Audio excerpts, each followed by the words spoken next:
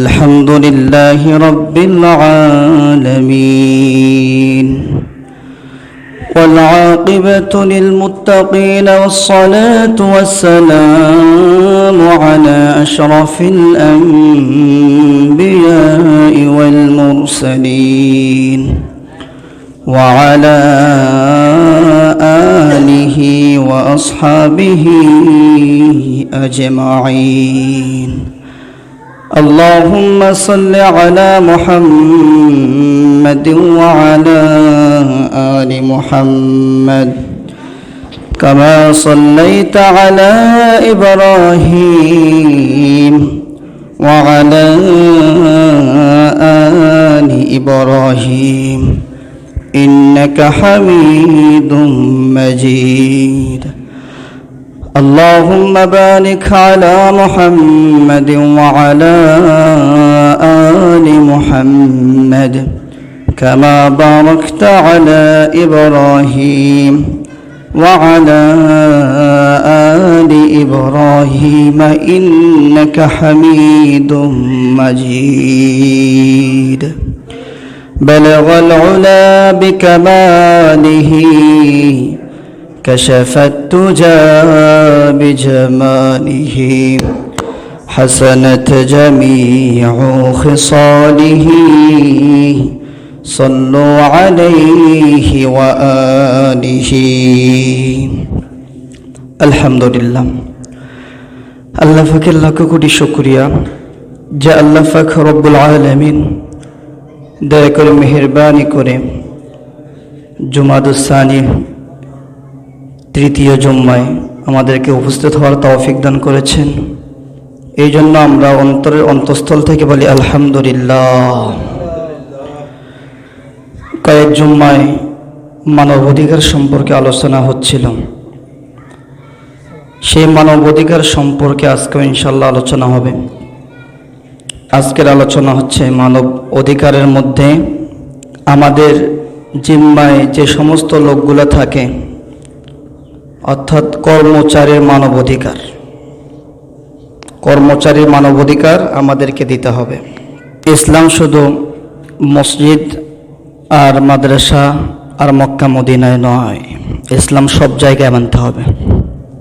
কিছু মানব কিছু মানব না, এটা আবু জাহেলের স্বভাব, আবু লাহাবের স্বভাব।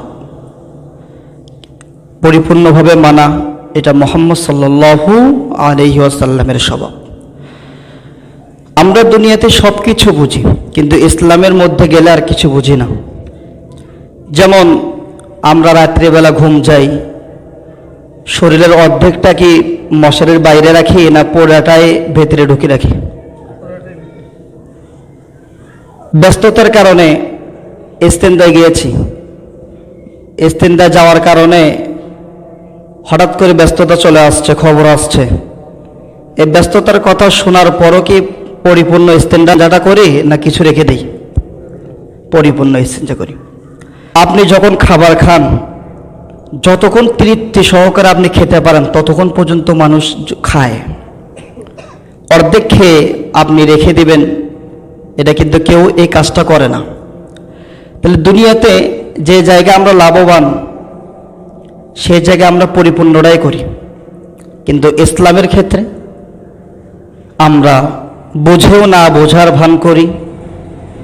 ইসলাম যদি মানতে পারি কষ্ট হবে, এই জন্য আমরা ইচ্ছাকৃতভাবে আমরা সম্পূর্ণ ইসলামটা মানি না, অসম্পূর্ণ রেখে দিই। কথা বলেন ঠিক কিনা? এটা হচ্ছে সুবিধাবাদী ইমানদারের কাজ। এটা প্রকৃত ইমানদার এই কাজগুলো করতে পারে না। সে সর্ব অবস্থায় মাথায় রাখবে, দুনিয়াবী সর্ব অবস্থায় আমার প্রয়োজন আমি সঠিকভাবেই করি। ঠিক তেমনইভাবে ইসলামের ক্ষেত্রেও আমাকে পরিপূর্ণভাবে আদায় করতে হবে। তার মাথার মধ্যে এই জিনিসটা সৃষ্টি হবে। এখন আমরা একটা পরিবার নিয়ে সমাজ হয় না, অনেক পরিবার নিয়ে একটা সমাজ হয়।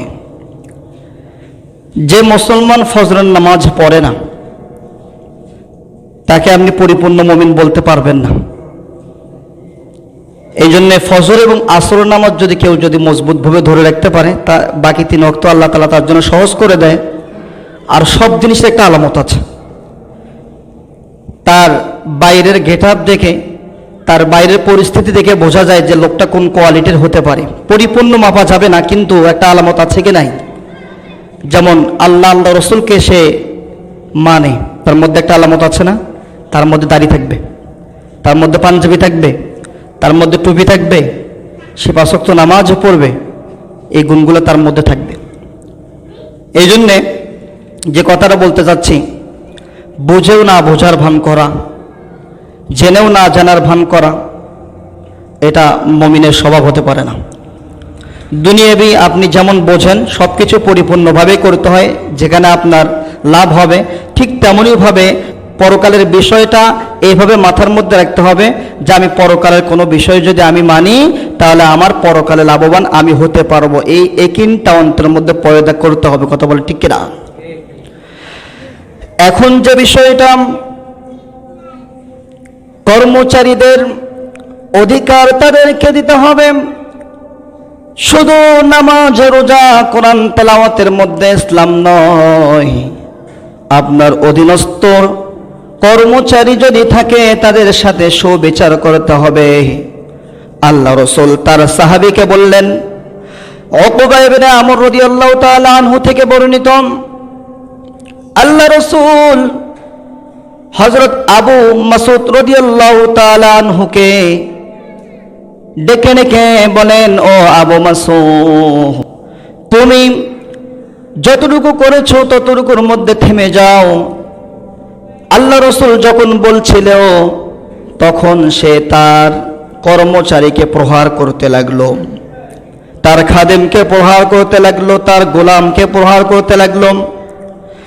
এই আবু মাসউদ রাদিয়াল্লাহু তাআলা আনহু যখন তার গোলামকে প্রহার করতে লাগলো, আল্লাহ রাসূলের জবান থেকে অদৃশ্যভাবে আওয়াজ আসলো, ইআলাম ইয়া আবা মাসউদ, ও মাসউদ তুমি থেমে যাও, তুমি তাকে আর প্রহার করিও না।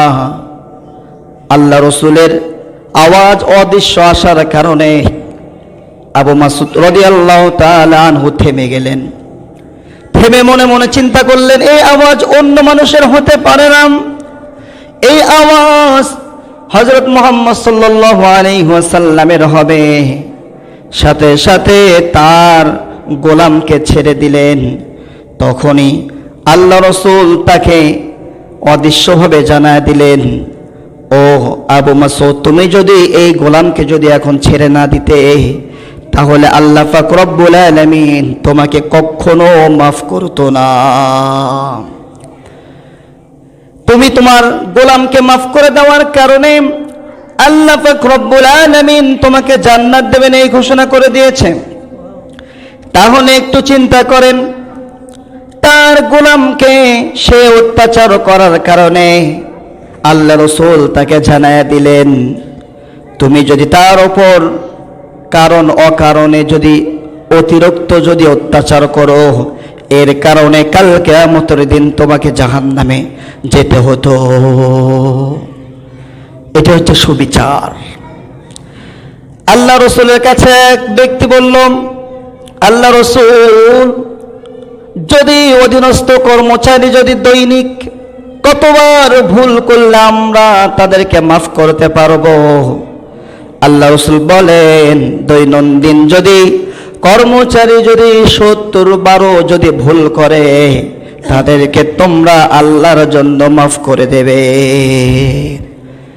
তাহলে তারা মাপ পাওয়ার অধিকার রাখে, এটা হচ্ছে মানব অধিকার।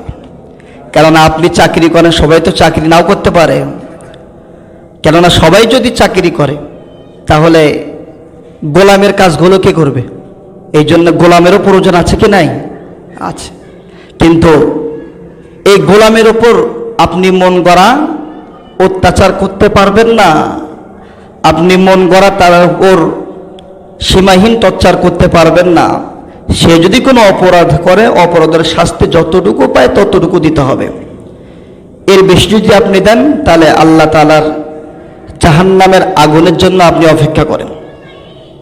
এই জন্য এই বিষয়গুলো আমাদেরকে খেয়াল রাখতে হবে। আল্লাহ পাক রব্বুল আলামিন সূরা আলে ইমরানের 133 এবং 134 নম্বর আয়াতে বলেন, وسارعوا إلى مغفرة من ربكم وجنة عرضها السماوات والأرض أعدت للمتقين الذين ينفقون في السراء والضراء والكاظمين الغيظ والعافين عن الناس الله أكبر। এই আয়াতের ব্যাখ্যার মধ্যে তাফসীরগণ লেখেন, মাইমুন ইবনে মেহরান ছিল একজন তাবেঈন। তার সময় কর্মচারী যখন তার সামনে যখন খাবার নিয়ে আসলো, খাবার থেকে কিছু ঝোল তার শরীরে যখন পড়ে গেল, পড়ে যাওয়ার কারণে সঙ্গে সঙ্গে মাইমুন ইবনে মেহরান রেগে গেল। ওই কর্মচারী ছিল কোরআন হাদিস জাননেওয়ালা কর্মচারী, সঙ্গে সঙ্গে আয়াতটি শুনায় দিলেন, وسارعوا إلى مغفرة من ربكم وجنة عرضها السماوات والأرض أعدت للمتقين الذين ينفقون في السراء والضراء والكاظمين والعافين عن الناس الذين ينفقون في السراء والضراء والكاظمين। তোমাদের অধীনস্থ যদি কোনো লোক কর্মচারী থাকে, তোমরা তাদেরকে ধমক দিও না, তাদেরকে তোমরা মাফ করে দাও, তাদের প্রতি ইহসান করো। যখন এই কথাগুলো তাকে শোনায় দিলেন, তখন মাইমুন ইবনে মেহরান বলল, আচ্ছা ঠিক আছে, যেহেতু তুমি কোরআন থেকে বলেছো তাহলে তোমাকে মাফ করে দিলাম। আল্লাযীনা ইনফিকুনা ফিস-সাররা'i ওয়াদ-দাররা'i ওয়াল-কাযিমিন, যখন রাগ হবে রাগকে দমন করতে হবে। তুমি কোরআন থেকে আমাকে শুনিয়েছো, আমি আমার রাগকে দমন করে তোমাকে মাফ করে দিলাম। ওয়াল-আফিনা আনিন নাস, আমি তোমাকে মাফ করে দিলাম। মাফ শুধু করে দিলাম না, তার সাথে সাথে তুমি আমার গোলাম ছিলে, আমি তোমাকে আজাদ করে দিলাম। তাহলে মাফও করে দিল, আজাদও করে দিল। ভুল ছিল তার, ভুলের কারণে তার শরীরে ঝোল পড়েছিল। ভুল আর অপরাধ এক হতে পারে না। আপনি হেঁটে যাচ্ছেন, হঠাৎ করে পড়ে গিয়েছেন, এটা কি আপনার অপরাধ? না।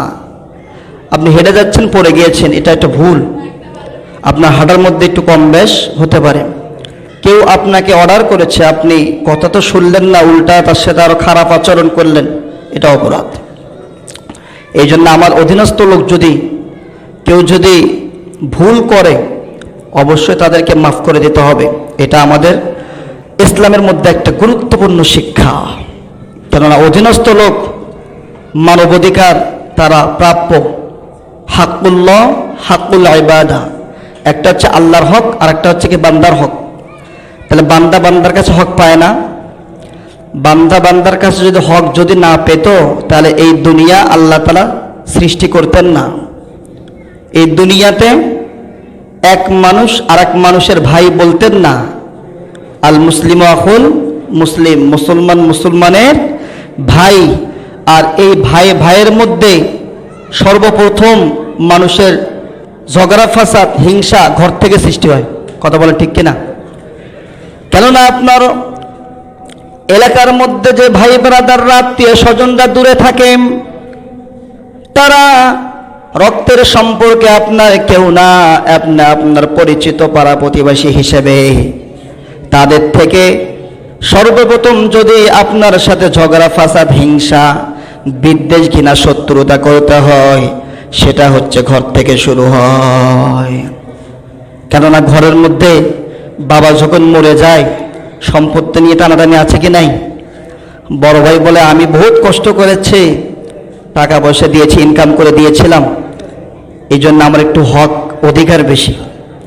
এরকম হতে পারে কি পারে না? হ্যাঁ, আপনার অধিকার বেশি হতে পারে, কিন্তু হিসাবের বেলায় সমান সমান থাকতে হবে। আপনি দুনিয়াতে আগে আসছেন, ইনকাম করেছেন, দিয়েছেন, যে নিজের কপাল মনে করেন যে আমি আমার টাকা দিয়ে আমার পিতামাতার খেদমত করতে পেরেছি, এই জন্যে আপনি শেষে গিয়ে আপনি বড় ভাই, এই জন্য আপনি একটু জায়গা বেশি নেবেন, টাকা পয়সা বেশি নেবেন, মাল সম্পদ বেশি নেবেন। এটা নিতে গেলে ঝাই ঝামেলা আছে কি নাই? ঝগড়া ফাসাদ লেগে যাবে কি যাবে না? তখন অন্যরা কি বলবে যে তুমি বড় হয়েছো দেখে এই জন্য শক্তির দাপট দেখাচ্ছ, চান্দু চলবে না, সমান সমান করো। আর আপনি সেই জায়গাও যদি সমান সমান করে দিতে পারেন, তাহলে আপনি একটা ইসলামের শিক্ষাকে বাস্তবায়ন করলেন। কথা বলেন ঠিক কিনা? এই জন্য জায়গা সম্পত্তি, হিংসা, লোভ, বিদ্বেষ, ঘৃণা, সত্যতা এগুলো আগে থেকে ছিল।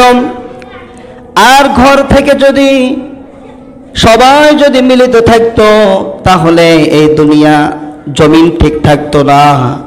সর্বপ্রথম ঘরের মধ্যে যে হিংসা, বিদ্বেষ, ঘৃণা, শত্রুতা, এটা যে আমাদের মধ্যে আছে, এটা শুধু আমাদের যুগটা না, ইসলামের সর্বপ্রথম যুগ ছিল হযরত আদম আলাইহিস সালাম থেকে।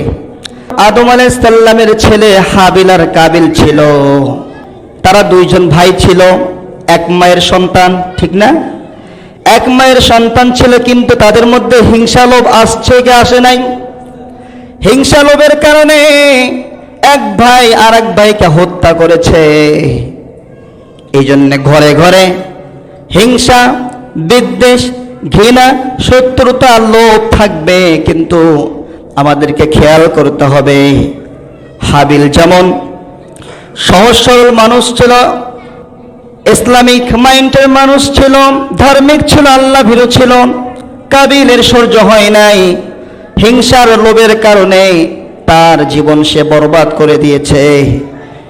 এরপরে পৃথিবীর মধ্যে যত অকারণে অন্যায়ভাবে যত খুন হবে, এর খুনের পেছনে যে গুনাহ হবে, এর গুনার একটা পার্সেন্টেজ অটোমেটিকভাবে কাবিল কবর থেকে পেতে থাকবে। তাহলে প্রথম ঘর থেকেই এই হিংসা বিদ্বেষটা শুরু হয়ে আসছে।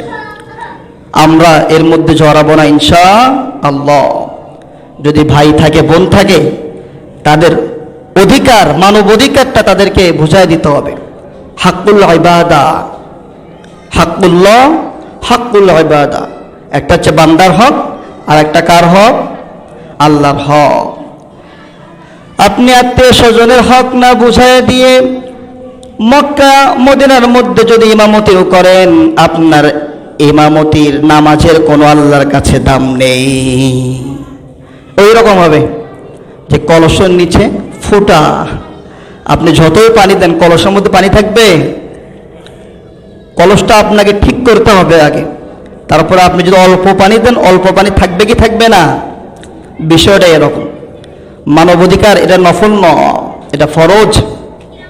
এই জন্যে আমাদের অধীনস্থ যে কর্মচারী যারা থাকবে, তাদেরকে মাফ করে দিতে হবে এবং তাদের অধিকার তাদেরকে বুঝাই দিতে হবে। এটা হচ্ছে ইসলামের শিক্ষা। আল্লাহ রাসূল আরো বলেন, ক্বালা ক্বালা রাসূলুল্লাহি সাল্লাল্লাহু আলাইহি ওয়াসাল্লাম, উতুল আজরা আজরাহু ক্বাবলা আন ইয়াজিফা আরাকু। তোমাদের অধীনস্থ লোক যারা কাজ করবে, তাদের ঘাম শুকাবার আগে তাদের পাওনা তাদের হাতে পৌঁছায়া দাও। তাহলে এখানে কর্মচারীর অধিকার আল্লাহ রসুল এবং আল্লাহ দিয়েছে কি দেয় না? দিয়েছে। আমাদেরকে এই বিষয়গুলো মাথায় রাখতে হবে।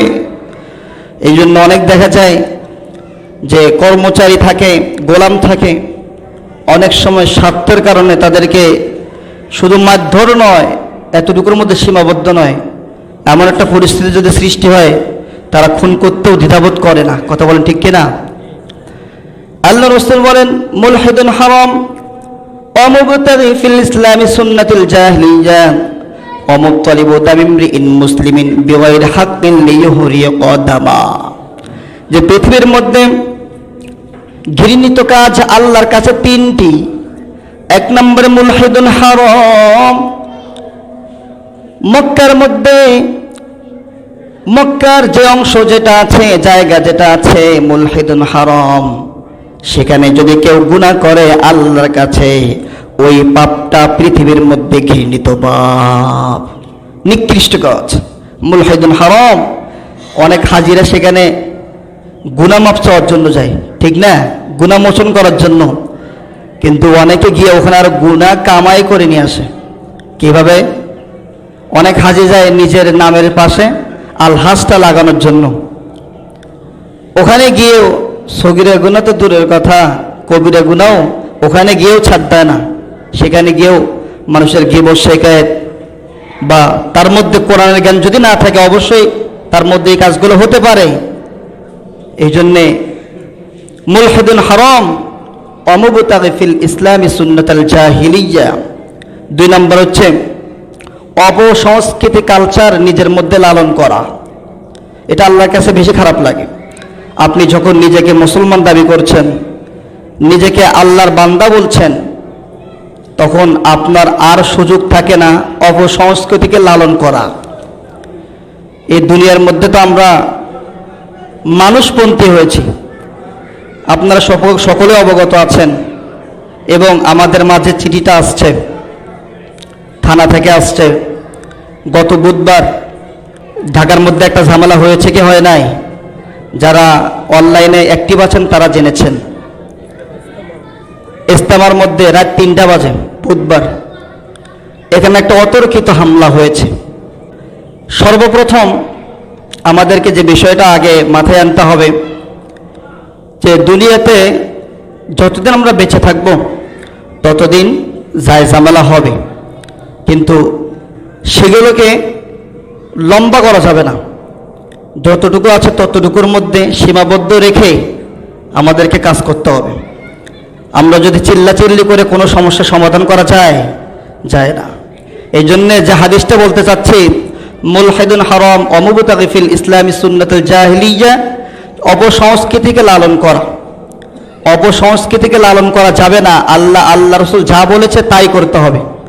এখানে আমি যে বিষয়টা বললাম, এই বিষয়টা বলার উদ্দেশ্য একটাই, আমাদের পন্থা একমাত্র মুহাম্মদী হতে হবে। কি হতে হবে? আমরা গ্রুপ ভাগ করে ফেলেছি, কয় জুবায়ের গ্রুপ, সাদ গ্রুপ। যে তুমি কোন পন্থার লোক? যে আমি জুবায়ের পন্থার লোক। আমাদের পরিচয় এইটা হওয়া দরকার ছিল যে তুমি কোন পন্থার লোক? আমি মুহাম্মদ পন্থার লোক, মুহাম্মদ সাল্লাল্লাহু আলাইহি ওয়াসাল্লামের পন্থার লোক। কে জুবায়ের গ্রুপ, কে সাদ গ্রুপ, এগুলো কি আমাদের যুক্তিতে আসতে পারে? আল্লাহ রসুল বিদায় হজের সময় কি বলেছিল? তারাকতু ফীকুম আমরাইন লান তাযিল্লু মা তামাসসাকতুম বিহিমা কিতাবাল্লাহি ওয়া সুন্নাতি রাসূলি। যে আমি চলে যাচ্ছি, কিন্তু তোমাদের জন্য 2টা জিনিস রেখে যাচ্ছি। কয়টা? 2টা জিনিস। একটা হচ্ছে কোরআন, আর একটা হচ্ছে কি হাদিস। এই 2টাকে তোমরা যদি আঁকড়িয়ে ধরতে পারো, এই পৃথিবীর বাতিল শক্তি তোমাদেরকে অবদমিত করতে পারবে না। কথা বলেন ঠিক কিনা? এই 2টা আমাদেরকে ধরতে হবে। ওই আকাবিররা কি বলেছে, ওই মুরব্বী কি বলেছে, এটা আমাদের দলিল হতে পারে না। অনেক আলেমরা আছে এই কথাগুলো বলে থাকে। আকাবিররা কি বলেছে, আকাবিররা ভুল পথে থাকতেই পারে। এই জন্য আপনি ভুলের মধ্যে থাকতে পারবেন? আপনি ভুলের মধ্যে থাকতে পারেন না। আপনাকে কোরআন হাদিসের জ্ঞান অর্জন করে আপনাকে চলতে হবে।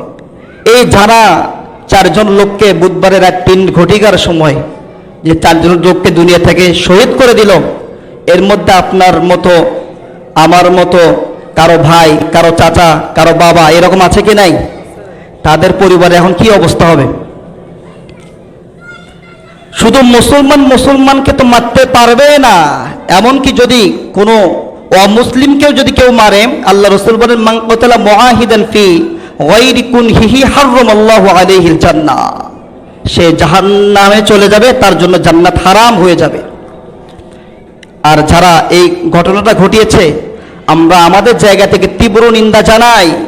আমাদের পরিচয় হবে আমরা মুহাম্মাদের উম্মত। কিন্তু একটা জানার বিষয়, ইনশাআল্লাহ সব কিছু তথ্য পেয়ে যাব আমরা। যারা এই দুর্ঘটনা ঘটিয়েছে তাদের উদ্দেশ্য ভালো না। সরকার পতনের পর থেকে একসময় আনসার লীগ, তারপরে রিক্সা লীগ, একটার পর একটা বাধা দিচ্ছে, কিন্তু একটু খেয়াল করে দেখবেন বাংলাদেশের মধ্যে একটা অরাজকতা সৃষ্টি করে পৃথিবীর মধ্যে খারাপ বানিয়ে এই বাংলাদেশের মধ্যে ঝামেলা হচ্ছে। শেষ পর্যায়ে একটা বিশ্ব ইজতেমা, অর্থাৎ বাংলাদেশের মধ্যে কয়েকটা কারণে বাংলাদেশকে চেনে। এক নম্বর হচ্ছে কোরআন প্রতিযোগিতা, কেননা ইন্টারন্যাশনাল প্রতিযোগিতা বাংলাদেশ থেকে বেশি নিয়ে আসছে। বাংলাদেশে কোরআন প্রতিযোগিতায় চেনে, বিশ্ব ইজতেমার কারণে চেনে, তারপরে খেলাধুলার দিক দিয়ে আমরা ক্রিকেটের কারণে চেনে। এখন এই কিছু কারণ আরও থাকতে পারে, অনেক কারণে চেনে, কিন্তু আমি যে তিনটা বললাম এই তিনটার মধ্যে দুইটা ভালো কাজ আছে কি নাই? বিশ্ব ইজতেমা এখানে কি গান বাজনার অনুষ্ঠান করে না, কিন্তু আমরা এখানেও গ্রুপিং করছি। এটা ইসলামের শিক্ষা না। যারা হত্যা করেছে তাদেরকে সূরা মায়েদার 32 নম্বর আয়াতটা জানা দরকার। মান কাতালা নাফসান বিগাইরি নাফসিন আও ফাসাদিন ফিল আরদি ফাকান্নামা কাতালা আন-নাস জামিআ ওয়া মান আহইয়াহা ফাকান্নামা আহইয়া আন-নাস জামিআ।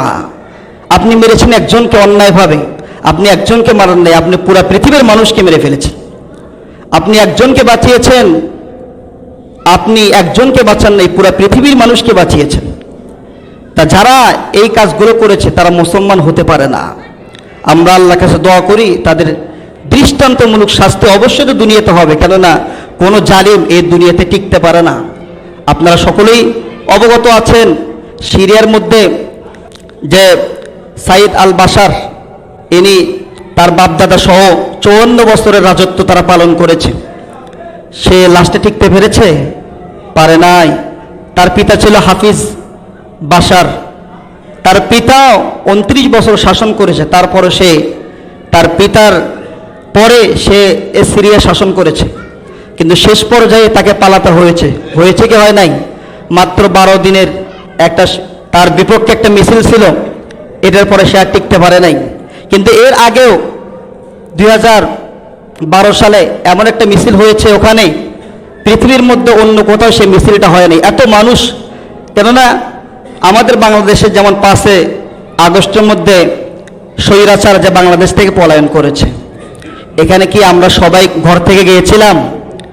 প্রত্যেকের ঘর থেকে কি লোক বের হইতে হয়েছে? না ছাত্র সমাজ কিছু, জনগণ কিছু, আলেমরা কিছু মিলে এই স্বৈরাচারের বিপক্ষে তারা আন্দোলন করেছে।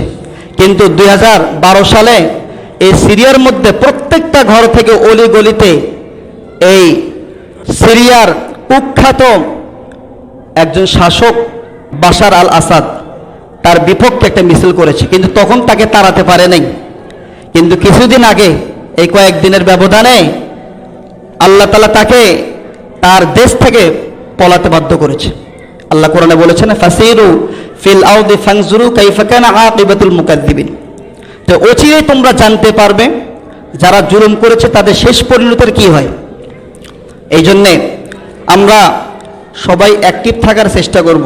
যেমন মারা গিয়েছে যারা বিশ্ব ইজতেমায়, এখানে যে ঝামেলাটা হয়েছে, আমরা তো কমসে কম তাদের জন্য দোয়া তো করতে পারবো। আর একটা বিষয়, আমাদেরকে সবাইকে অ্যালার্ট থাকতে হবে, দেশের পরিস্থিতি কিন্তু স্বাভাবিক না, অস্বাভাবিক অবস্থায়। কেননা এখন সবাই নেতা, সবাই যদি নেতা মানবে কাকে? এই জন্যে আপনাকে এই সময় সঠিকভাবে যদি আপনি চলতে চান তাহলে দুইটা জিনিসকে ফলো করতে হবে। তারাক্তু ফীকুম আমরাইন লান তাদিল্লু মা তামাসসাকতুম বিহিমা কিতাবুল্লাহি ওয়া সুন্নাতি রাসূলি। আমাকে কোরআন কি বলে, হাদিস কি বলে, আমাকে সেইভাবে চলতে হবে। এখন আপনাদের প্রশ্ন হতে পারে, কোরআন হাদিস তো আমরা বুঝি না, আর কোরআন হাদিসে কি সব কিছু আছে? অবশ্যই সব কিছু আছে। আর অবশ্য যদি সব কিছু যদি না থাকতো তাহলে আল্লাহ তাআলা কি এটা বলতো ইন্নাদ দীনা ইনদাল্লাহিল ইসলাম? নিশ্চয় ইসলাম হচ্ছে মনোনীত ধর্ম, নিশ্চয় ইসলাম হচ্ছে কি মনোনীত ধর্ম। ইসলামের মধ্যে সব আছে, আপনাকে খুঁজে বের করতে হবে। এখন খুঁজে বের করতে হলে আপনাকে একটু পড়াশোনা করতে হবে। আর পড়াশোনা যদি করতে না পারেন, কমসে কম যতটুকু আপনার প্রয়োজন ততটুকু তো শিখতেই হবে। তালাবুল ইলমি ফারিদাতুন আলা কুল্লি মুসলিম। আর এই সময় বিভ্রান্ত হওয়া যাবে না।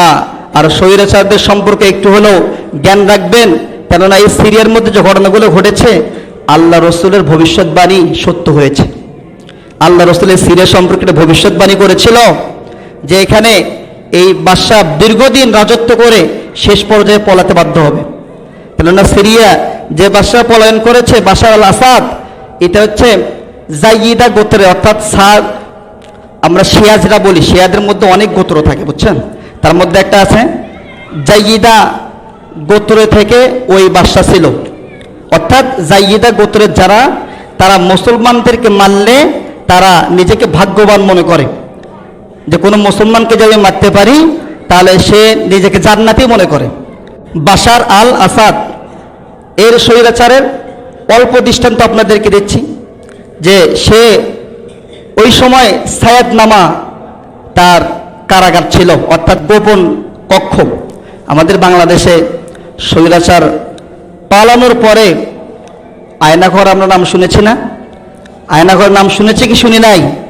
সেখানে অসম্ভব টর্চার হতো, মানসিক টর্চার সেখানে এতভাবে করতো যেগুলো মানুষ মানুষের ওপর করতে পারে না, এমনকি জানোয়ারের ওপরও করতে পারে না। এই দৃষ্টান্ত আমরা দেখেছি। ঠিক তেমনইভাবে এই বাশার আল আসাদ সেখানে অনেক গোপন পক্ষ তার ছিল, সেখানে তার বিরুদ্ধে যারা ছিল তাদেরকে ধরে ধরে এই শাস্তিগুলো দিত।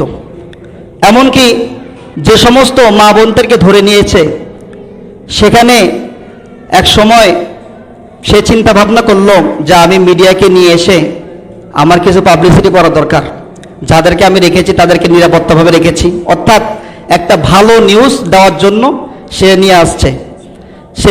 নিয়ে আসার পরে ওই সাংবাদিক একটা বাচ্চাকে জিজ্ঞাসা করলো, তাকে প্রশ্ন করেছে তুমি গাছ সম্পর্কে কিছু বলো। ওই বাচ্চারা বলতেছে গাছটা কি?